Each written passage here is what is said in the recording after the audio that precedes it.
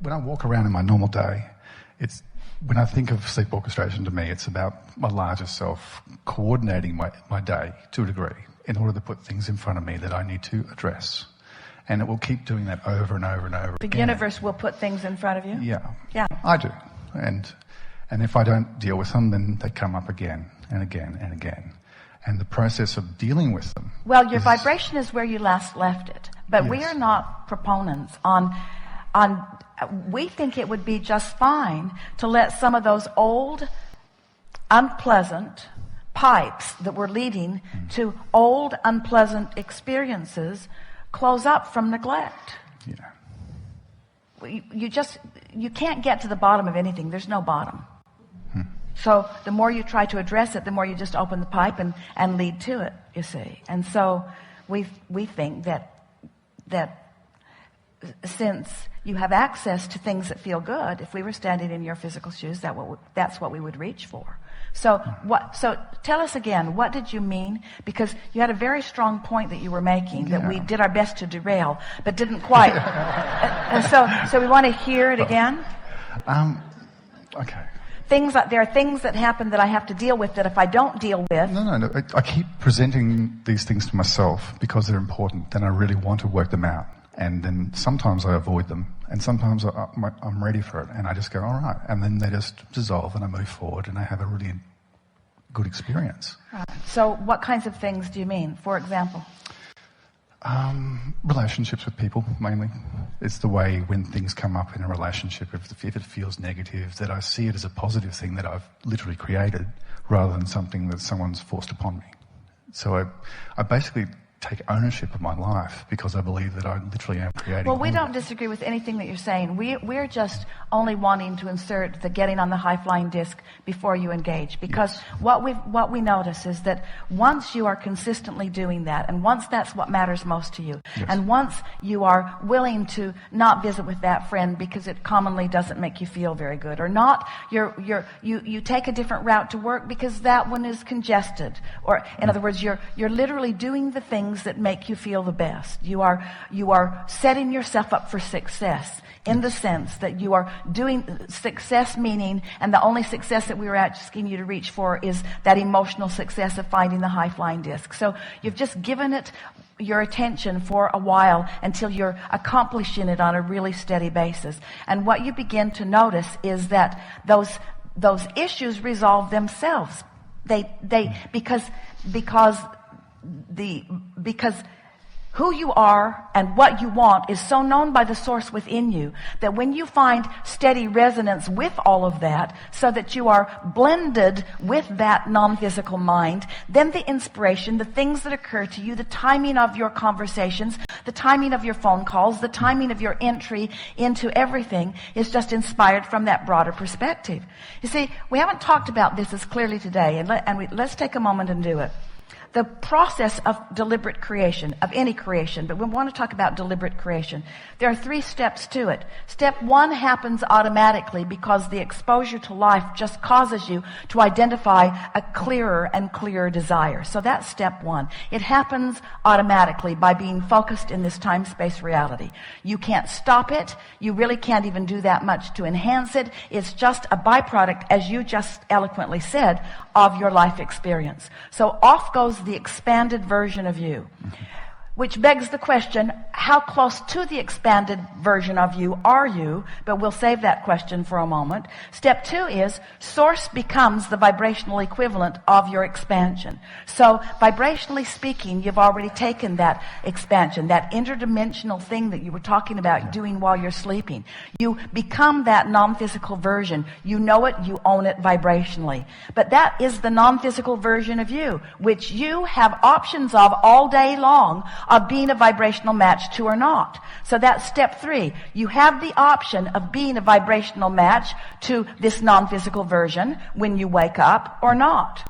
You have the option of being a vibrational match to all that you've become when you wake up or not. And the or not, or the doing it or not, is dependent upon what you're doing vibrationally. Because this is a frequency. This pure positive energy, expanded version of you, your interdimensional expansion that you've experienced, all of that stuff that you've been living, it has a vibrational frequency that if you're not on the wavelength of it, you're not going to have a demonstration of it in your physical life experience. So when you wake up, you're either there or you're not. And the way you feel is the indication of that alignment or that not alignment.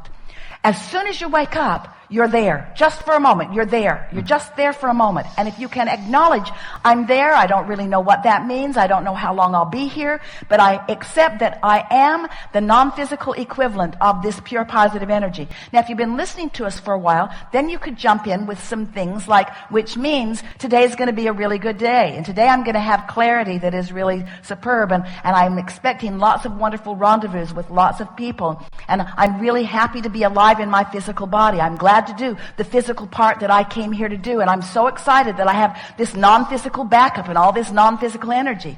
Now that's a really general and rather extreme acknowledgement on your part. I'm pure positive energy right now, and I'm going to see if I can keep this momentum going, and if I don't, it doesn't matter. I can push the reset button tomorrow, or today through meditation, or today through some naps or tools that I have. Precisely. Or through some distraction. Bicycles. Say again? Riding bicycles. As I come into pure positive energy with who I am, and now this day gives you evidence of what you've accomplished. And so you begin to gain your sense of stability in this. You begin to recognize your power. Within a few days, you begin to feel sort of invincible. You begin to notice that things that you now here's the conversation that we've been waiting to have with you today. So, you begin to notice that the things that you lightly are contemplating are flowing easily into your experience.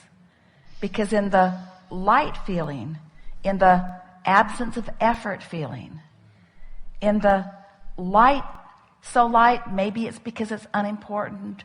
Maybe because it's unimportant, I haven't been beating the drum of it, and so I don't have a lot of momentum going in opposition to it. But in the lightness of it, the universe demonstrates it in some obvious way. So this is what brought Esther to the question. The lightness seems like the opposite of effort. So when I find myself trying, which is, we hear that from you a little bit, in the realization that you're trying, you might want to stop and say, this trying could be counterproductive. I'm efforting, which means I'm not engaging the law of the energy that creates worlds, which means I think I'll just give this another run tomorrow. And as you do that and do that and do that, you're going to find that effort is not a factor in your experience. You're going to find that trying and struggle are not a factor in your experience. You're going to begin to discover that things that you want lightly come easily. So there's something important to be talking about there. How can I feel light about something I've been so intense about for so long? And we say, by giving it a rest. By giving it a rest. By focusing on some other things for a while. Or by getting as general about it as you can. And things just work out. They just work out. Funny thing to hear from someone who's teaching you about deliberate creation. Deliberate creation.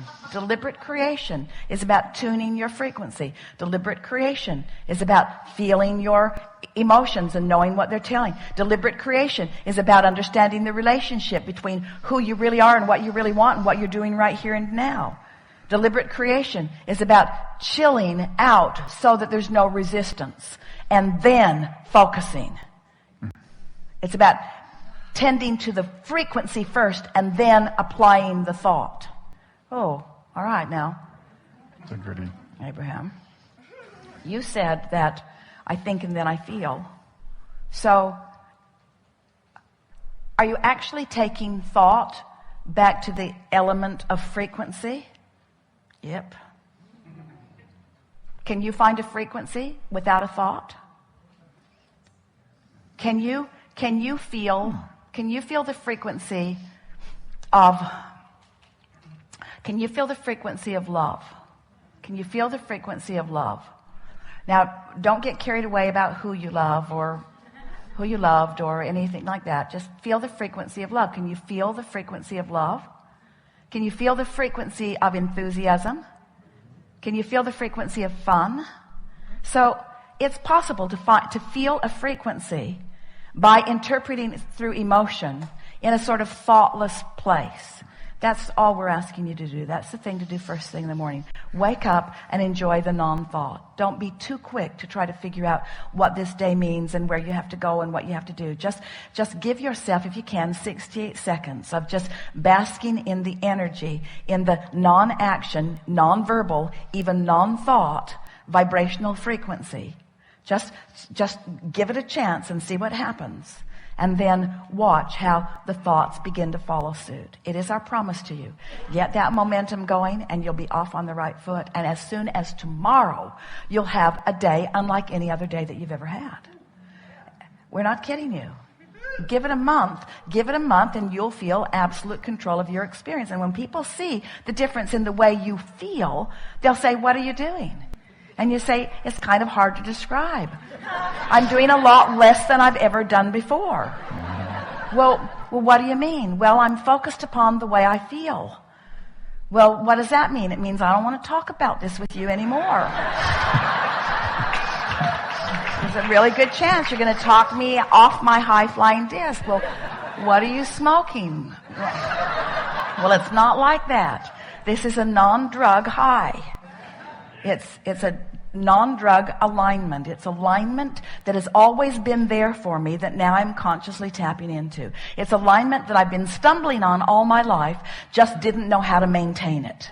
Didn't know how to create it to begin with and didn't know how to maintain it. Now I do, so I'm doing a more consistent job of it. So I've got more momentum going. So I've got more airtime happening, more vibrational airtime, more attention, more verbal time, more stuff from me about those pipes that I want to keep open. What pipes are you talking about? Well, you see, there's this path of least resistance between me and everything else. And it's a path of least resistance between me and what I want, and it's a path of least resistance between me and what I don't want. It's a path of least resistance.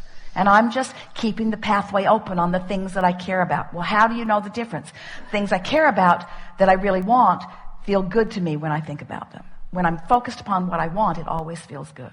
When I'm focused in opposition, it never feels good. "Oh, seems too simplistic to me," they'll say. I know, it did to me at first. That's why I tried to make it harder than it needed to be. I made it harder than it needed to be for quite a while. And then who knew? I'm supposed to feel good. Life is supposed to be fun. I have endless unseen energies that have my back, who know what I want, who are pointing the way. I had no idea the leverage, the creative energy that was available to me until I started pointing it. Well, what have you accomplished with this? Well, I feel great. I know, but what else? Well, I just feel wonderful. Well, what else? Well, it's too much to tell. Well, tell me something. Well, I just feel great. I feel great. And mostly nice people are around me. And people who used to bother me aren't coming around. And some of them that used to bother me don't bother me anymore. And ideas come more easily to me. I'm more intuitive. I'm more clear-minded. The things that occur to me occur in better timing. So when I act on them, I get more immediate results. The things that I want are just flowing into my experience. My day-to-day moments are really exciting. I used to look forward to a vacation and kind of put up with everything before it. And now every day feels sort of like that vacation. I have that lighthearted feeling all day, even when you're at work. Yeah, especially when I'm at work, because I feel purposeful there, and I feel momentum there. And there's this give and take thing that happens with me at work where we're all winning as a result of our co-creating together. It's some of the best time that I spend is when I'm at work. Yeah. So many lovely people in this world. Have you noticed?